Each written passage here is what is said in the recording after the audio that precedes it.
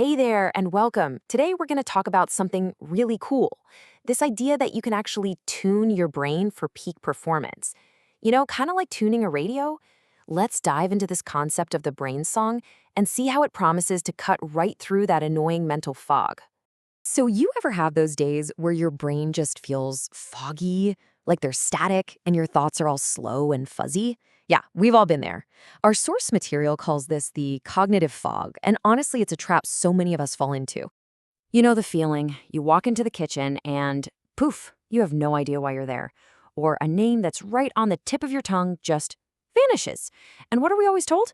Oh, it's just a normal part of getting older, or it's 'cause you're busy. You're supposed to just accept it as this inevitable decline.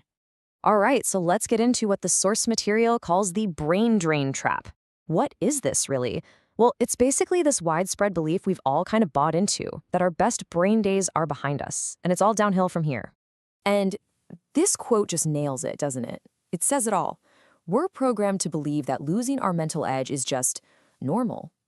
And because we think it's inevitable, we don't even bother looking for a real fix. So, what do we usually do when we try to fight that fog?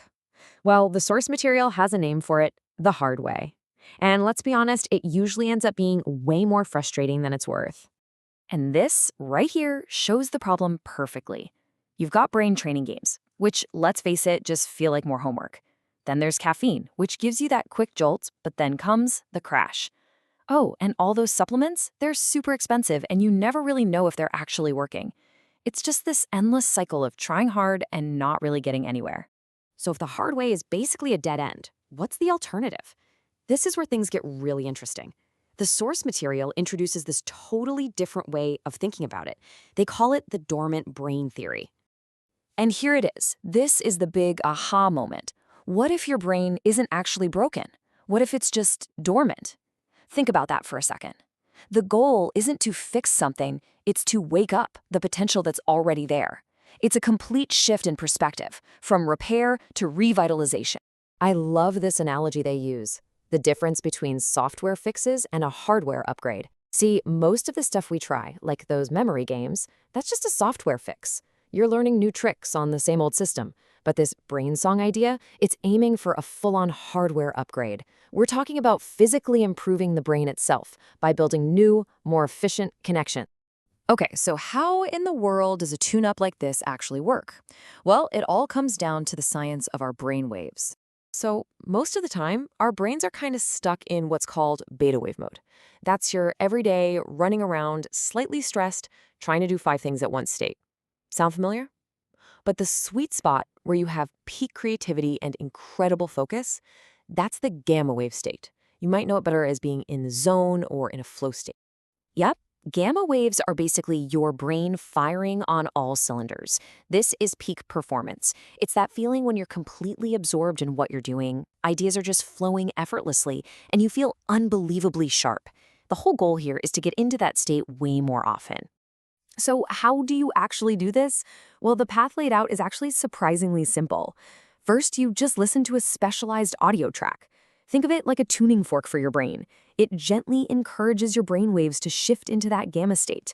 Then, once you're in that high activity state, something really cool happens.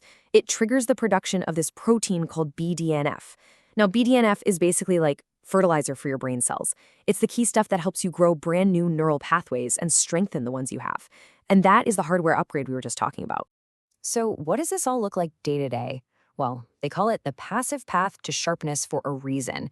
It's designed to be, well, pretty much effortless. So how much time do you need for this daily tune-up? Get this, just 12 minutes. That's it. 12? Not some hour-long grueling session, just 12 minutes of passive listening. It's pretty incredible when you think about it.